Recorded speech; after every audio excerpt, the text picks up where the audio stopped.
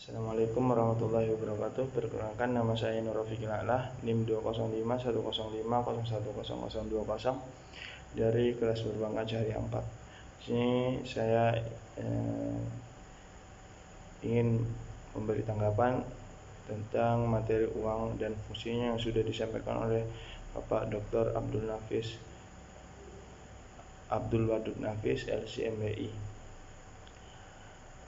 Definisi uang sendiri adalah benda yang diterima masyarakat umum sebagai alat tukar dalam ekonomi, alat tukar menukar dalam ekonomi. Yang sebelumnya alat tukar itu dari emas dan perak, sekarang diganti oleh uang yang berupa uang kertas dan uang logam. Atau kita hidup di zaman sekarang, zaman digital, bahkan ada uang juga namanya e-money atau sejenisnya. Terus kemudian jenis uang menurut bahan pembuatannya. Yang pertama yaitu uang logam.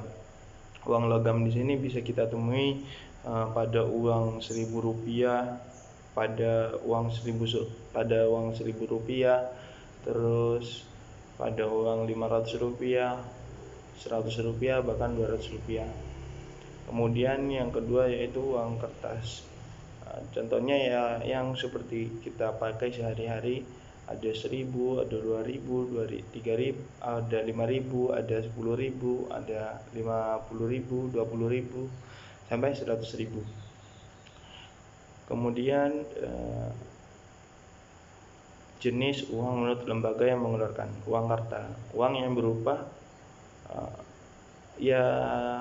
uang yang biasa kita pakai sehari-hari, itu namanya uang kartal. Yang kedua yaitu uang giral. Uang giral ini biasanya berupa cek. Kemudian menurut nilai jenis uang. Yang pertama yaitu uang penuh, adalah nilai dan barangnya itu sama. Contohnya harga emas dan uang emas. Harga dan bendanya itu sama nilainya. Kemudian uang tanda. Uang tanda di sini yang terjadi dalam uang kertas.